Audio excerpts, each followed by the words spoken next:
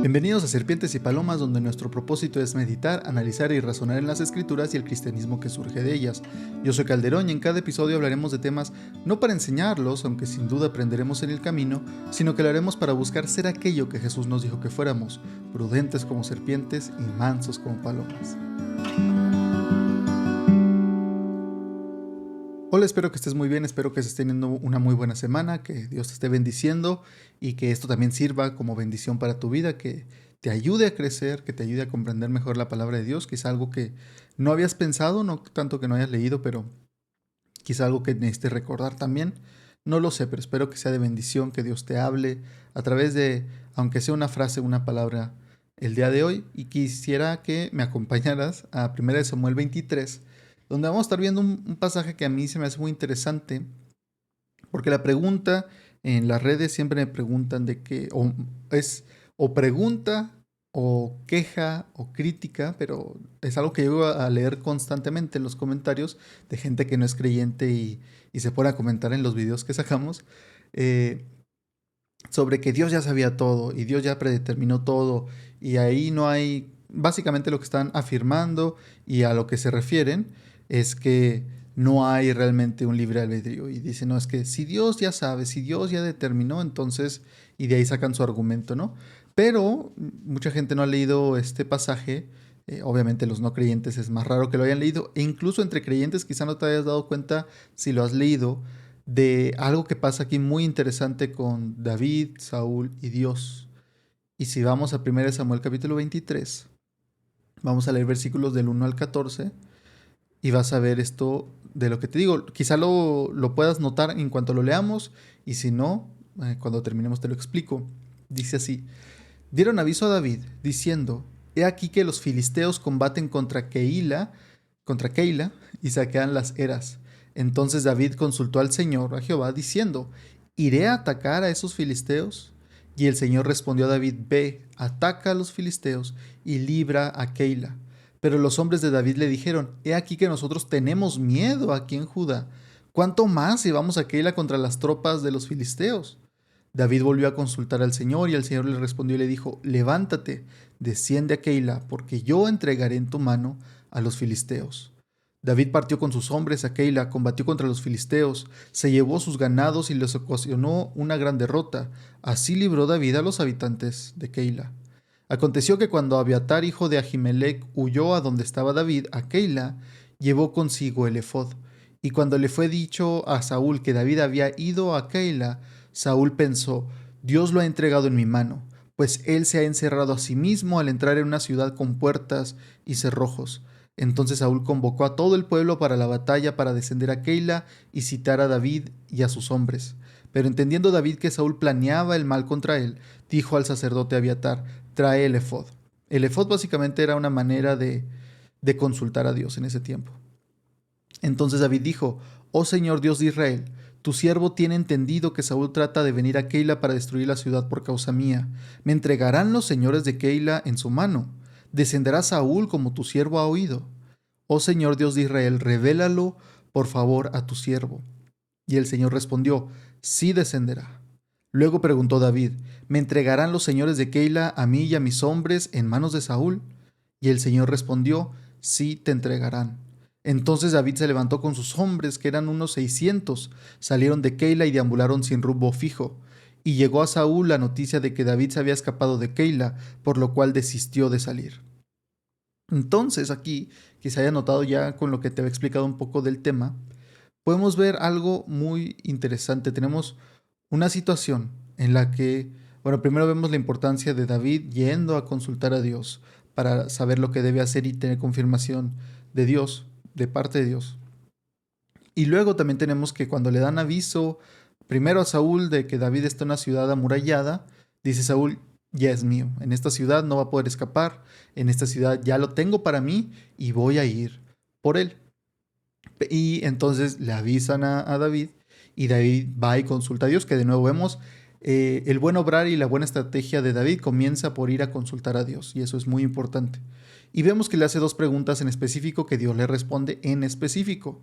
Tenemos que le pregunta Dios a David, David a Dios, ¿me entregarán los señores de Keila en su mano? ¿descenderá Saúl como tu siervo ha oído? Y esta es la que responde primero Dios, y le dice, sí, descenderá. Luego preguntó David, ¿me entregarán los señores de Keila a mí y a mis hombres en manos de Saúl? Y el Señor respondió, sí, te entregarán. Simple y directo.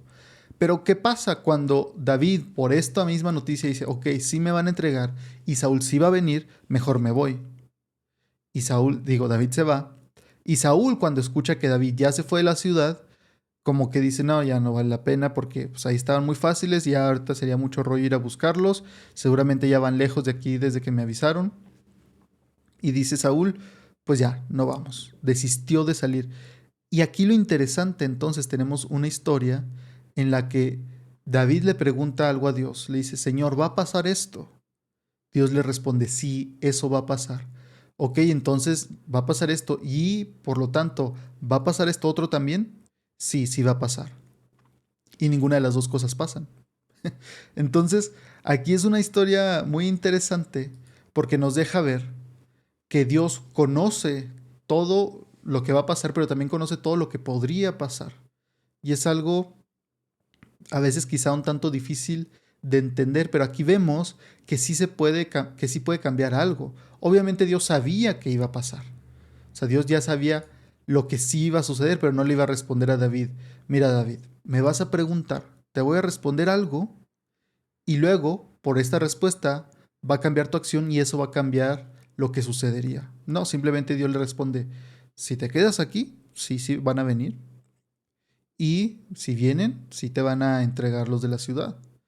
Pero ninguna de esas cosas sucede. Entonces tenemos aquí esto que Dios, como digo, Dios sabe lo que va a pasar, pero también conoce los posibles escenarios. Es por eso que David hubiera podido haber dicho, no, pues ya dijo Dios que eso va a pasar, aquí nos quedamos a esperar a que pase. Que habrá ciertos cristianos que si hubieran tomado esa postura y hubieran dicho, es que ya dijo Dios que eso va a pasar y no hay manera de que eso cambie, no hay manera alguna de que se vaya a cambiar lo que ya Dios dijo que iba a pasar. Entonces nos vamos a esperar aquí a que suceda. Y no, David dice, ok, conociendo eso, me voy y termina pasando algo diferente. No porque Dios mintiera, sino porque le está preguntando en la situación, si me quedo va a pasar, sí, si esto, sí, ok. Y esto yo lo asemejaría a la oración. No es una lección sobre la oración, pero diría es algo similar en el sentido de que cuando oramos, la Biblia es clara de que hay cosas que no van a suceder a menos de que oremos, o que solamente suceden si la gente ora. Y ahí podemos tener, obviamente los ejemplos en los evangelios son muchos. La gente que si no hubiera ido, que si no hubiera presentado su oración ahí, su petición, perdón, en presencia de Jesús. Un ejemplo claro, el hombre paralítico que los amigos lo llevan a Jesús. Si ellos no hubieran llevado al hombre a los pies de Jesús y lo hubieran presentado como petición, no hubiera sido sanado. Tenemos una y otra vez, sobre todo en el Nuevo Testamento, tenemos muchas sanidades, donde la gente tiene que ir a pedirlo y se asume que si no hubieran pedido, pues no lo hubieran recibido. Por eso Jesús también nos dice en los evangelios, pidan y se les dará. Aquel que pide, aquel que toca, se le abre, aquel que pide, se le da. Incitándonos y diciéndonos, quieren recibirlo, tienen que pedirlo. Y es algo interesante porque yo creo que todos como creyentes en algún punto, sobre todo al inicio, hemos preguntado, bueno, si Dios ya conoce mis peticiones, ¿por qué tengo que ir a decírselas una vez más? ¿O por qué tengo que expresarle mis peticiones si Él ya las conoce, Él ya conoce mi corazón, Él ya conoce de lo que tengo necesidad? Y aquí sería ya otra clase o más bien otro episodio sobre la oración, pero básicamente o en palabras muy sencillas, una cosa es que a Dios le gusta tener esa cercanía con nosotros y le gusta que vayamos a Él.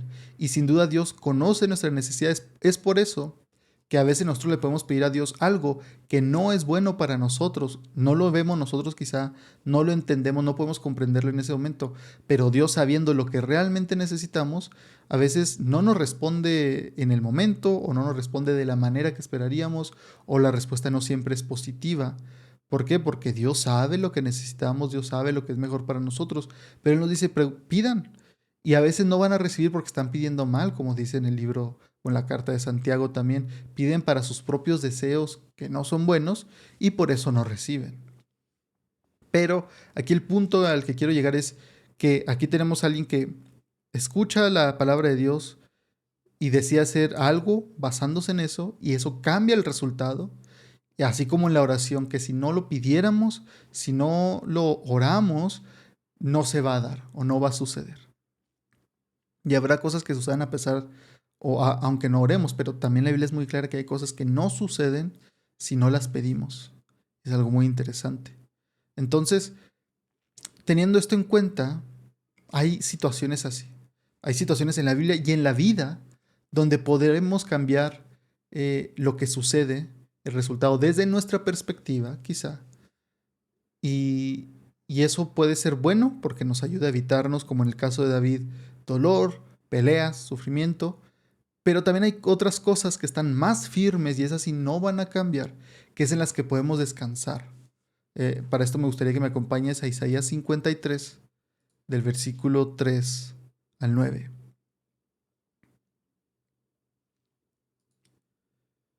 Dice así: fue despreciado, hablando del Mesías, que ya sabemos que es Jesús, fue despreciado y desechado por los hombres, varón de dolores y experimentado en el sufrimiento. Y como escondimos de él el rostro, lo menospreciamos y no lo estimamos. Ciertamente él llevó nuestras enfermedades y sufrió nuestros dolores. Nosotros lo tuvimos por azotado, como herido por Dios y afligido. Pero él fue herido por nuestras transgresiones, molido por nuestros pecados. El castigo que nos trajo paz fue sobre él, y por sus heridas fuimos nosotros sanados. Todos nosotros nos descarriamos como ovejas, cada cual se apartó por su camino, pero el Señor cargó en él el pecado de todos nosotros. Él fue oprimido y afligido, pero no abrió su boca. Como un cordero fue llevado al matadero, y como una oveja que enmudece delante de sus esquiladores, tampoco él abrió su boca. Por medio de la opresión y del juicio fue quitado, y respecto a su generación, ¿quién la contará? Porque él fue cortado de la tierra de los vivientes, y por la transgresión de mi pueblo fue herido. Se dispuso con los impíos su sepultura, y con los ricos estuvo en su muerte, aunque nunca hizo violencia ni hubo engaño en su boca. Con todo eso el Señor quiso quebrantarlo y lo hirió. Y este pasaje lo conocemos bastante si eres creyente, sobre todo en las fechas que se aproximen de la Semana Santa. Pero lo que quiero que pongas atención aquí es que notes cómo está hablando en tiempo pasado de algo que todavía no sucedía. Faltaban cientos de años desde que se escribió esto.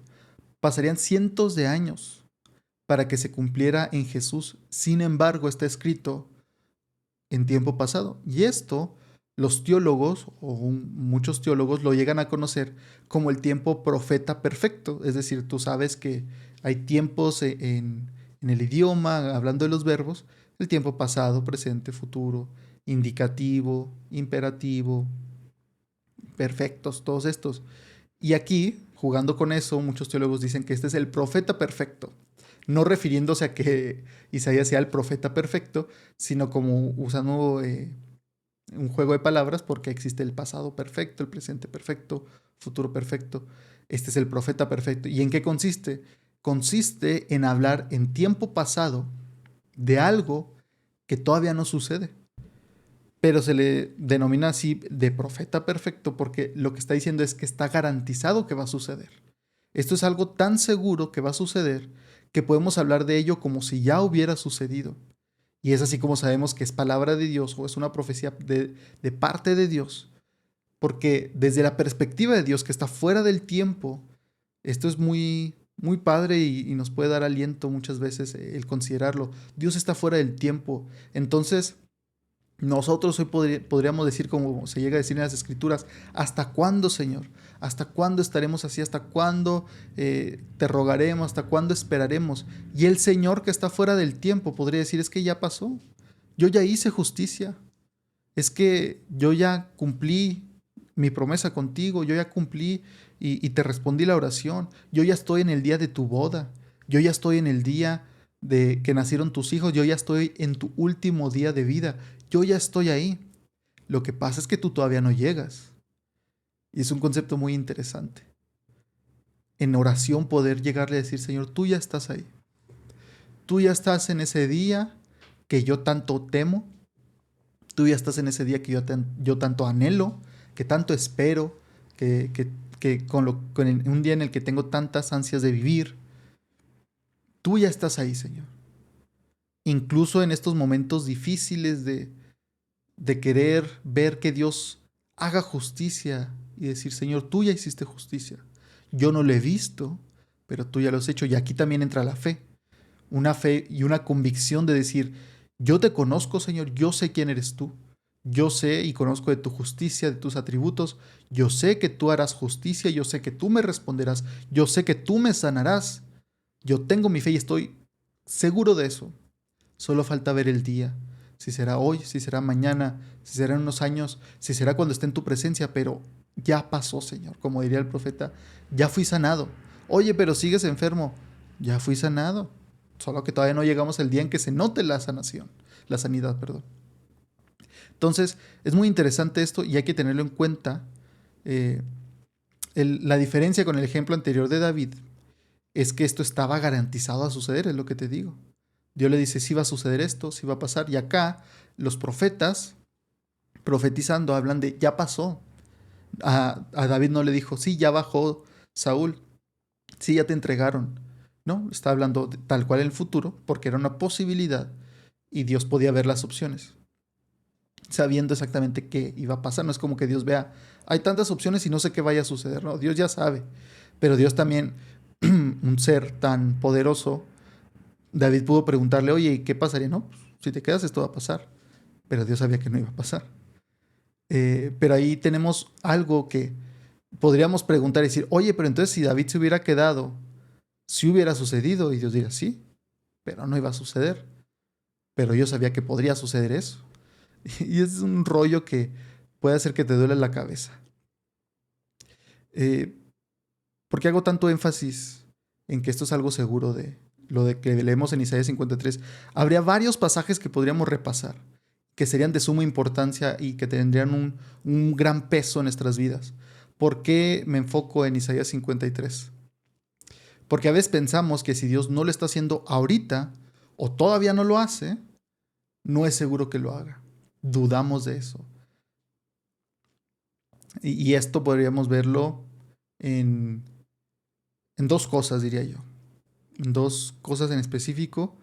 Se desprenden dos cosas que nosotros no podemos esperar a ver, que tenemos muchas ansias de ver y aquí creo que toda persona lo podría estar de acuerdo. Estas cosas que queremos ver es el que quite el dolor o ser sanados y la justicia. Esas dos cosas son las que ya deseamos ver, las que nos desaniman no ver en este momento, las que nos hacen dudar que si no han sucedido o no están sucediendo en el momento, decimos, bueno, pues quién sabe si suceda. Sin embargo, la Biblia ya nos dice que están garantizadas a suceder. Justicia se hará, no hay duda. Seremos sanados y tendremos un cuerpo perfecto, no hay duda. Eso no es un a ver si Dios nos sana, no es un a ver si Dios nos quita la enfermedad. Todo depende del momento. No el si va a pasar o no. Es más bien, no es si va a pasar o no, es cuándo va a pasar. Esa es la única pregunta. No es si va a pasar, es cuándo. Hablando de quitar el dolor o ser sanados en los versículos 4 y 5 leemos que dice que Él cargó nuestras enfermedades, que ya fuimos curados. Te lo leo. Dice, ciertamente Él llevó nuestras enfermedades y sufrió nuestros dolores. Nosotros lo tuvimos por azotado, como herido por Dios y afligido. Pero Él fue herido por nuestras transgresiones, molido por nuestros pecados. El castigo que nos trajo paz fue sobre Él. Y aquí paz puedes ir a repasar el episodio anterior donde hablamos de la gracia y la paz que Dios nos extiende y cómo podemos obtenerla. Y esto va incluido ahí. Esta paz que se menciona, ya no voy a ahondar en eso porque el episodio pasado hablé tal cual de eso. Y por sus heridas fuimos nosotros sanados. Y uno diría, pero ¿cuándo? Si yo no me di cuenta. Es que es el asunto. Mi pregunta sería, ¿hemos sido todos sanados ya? Aún no, pero es aún no.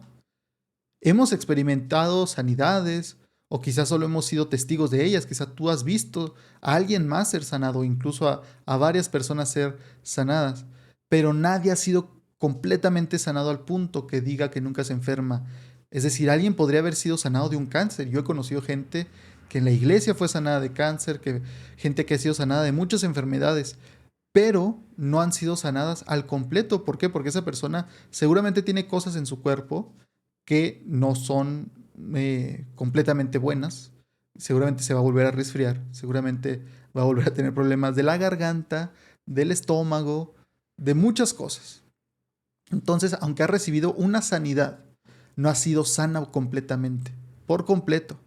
Todavía no, ninguno de nosotros. ¿Por qué? Porque esa promesa está en cumplimiento, pero todavía no ha sido completada. Al menos no para nosotros. Pero Dios sabe que sí. Desde la perspectiva de Dios, Él podría decir, es que yo ya sané a todos. Es que todos ya tienen un cuerpo perfecto, glorificado, pero todavía no llegan a ese día ustedes. Pero pueden estar seguros de que sucedió. Por eso podemos leer esto y decir, nosotros hemos sido sanados.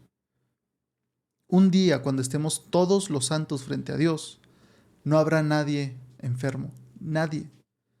Esto quiere decir, por ejemplo, que alguien que está en una silla de ruedas, que no puede caminar, que no puede, que no tiene, no puede sentir las piernas, no tiene músculo, por lo tanto, porque nunca las ha podido usar, que están ahí, pero no se han podido usar. Que hay aquellos que no pueden ver, que no pueden hablar, y son hijos de Dios. Todas estas personas que caen en esa categoría, todos tienen escuchado, todos tienen asegurado el escuchar. Levántate, o abre tus ojos y ve, o abre tu boca y habla. Todos ellos lo tienen asegurado. Todos van a caminar, todos van a escuchar, todos van a hablar.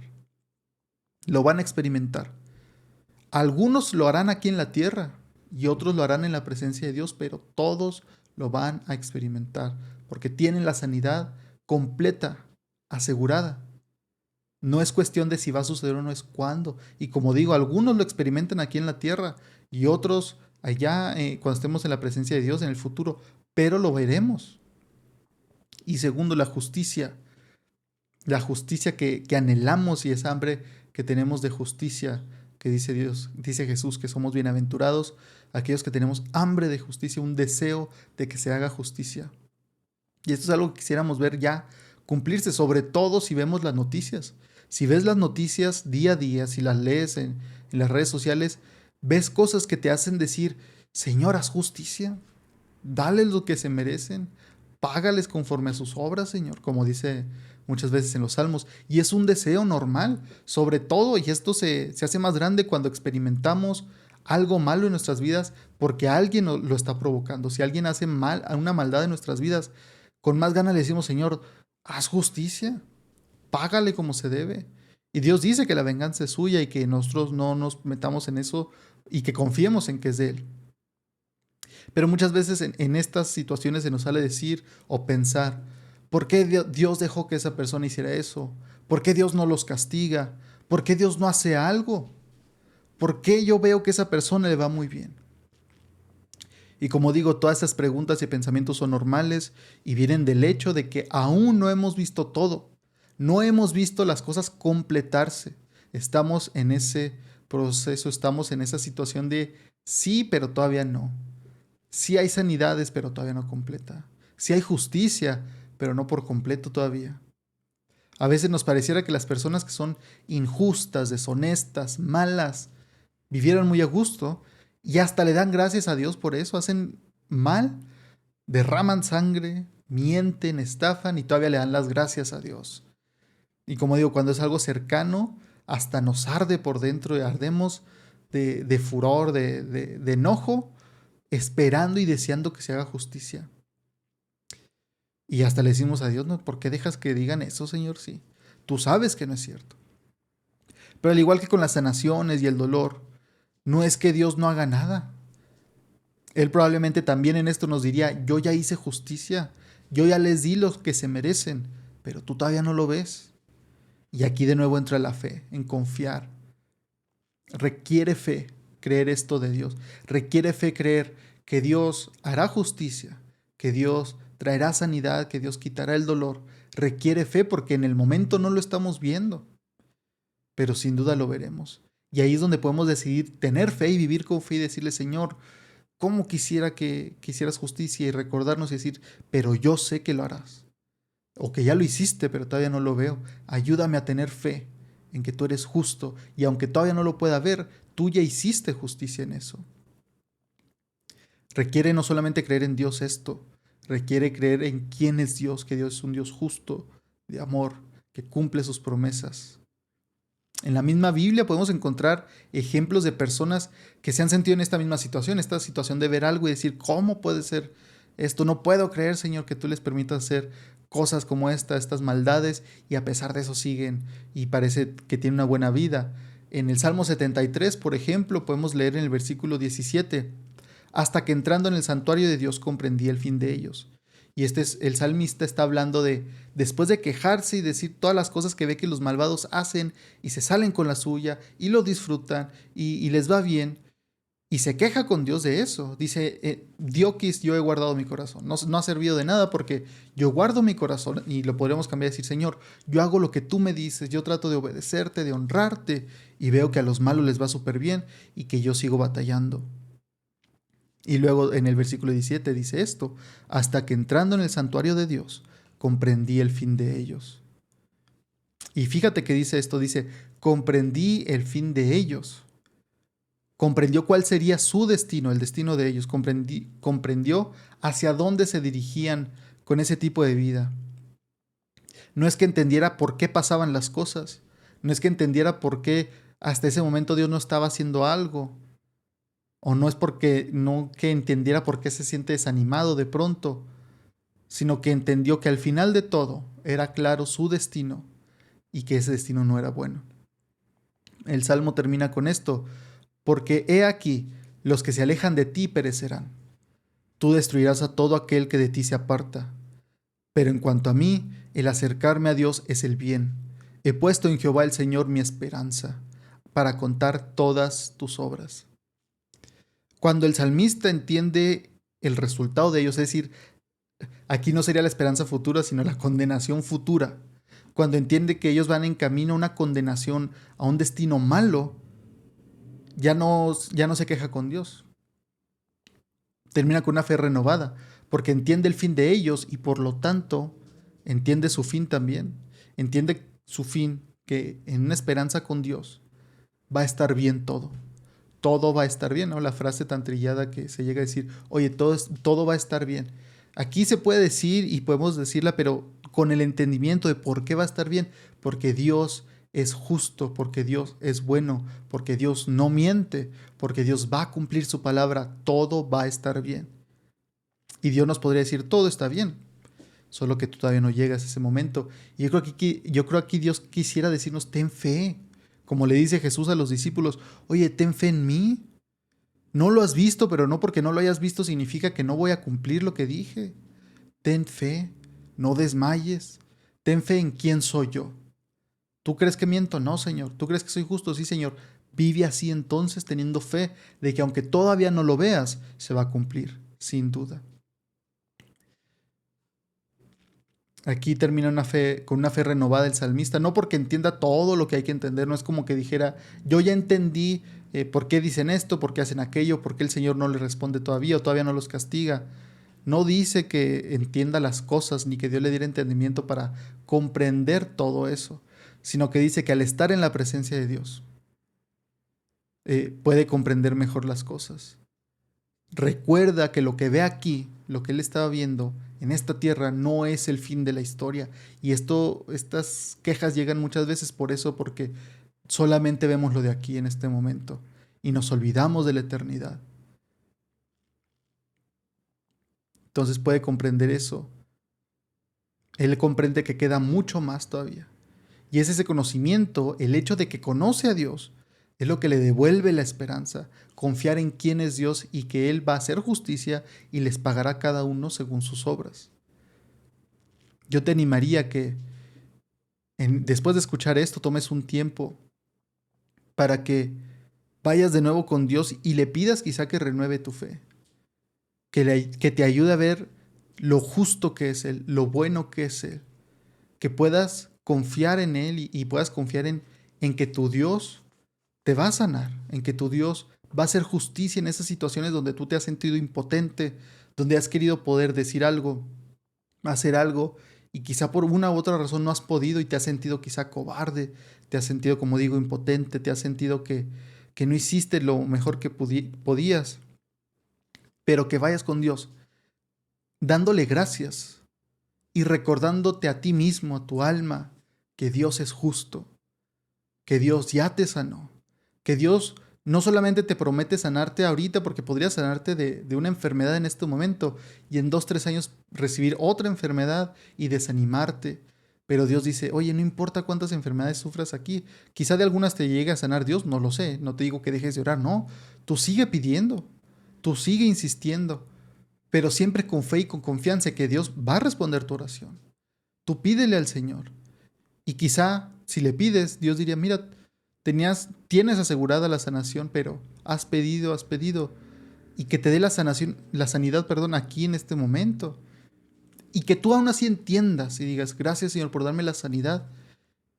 Eres bueno, te amo y te agradezco, Señor, pero yo sé que aún si me vuelvo a enfermar, tu promesa sigue en pie.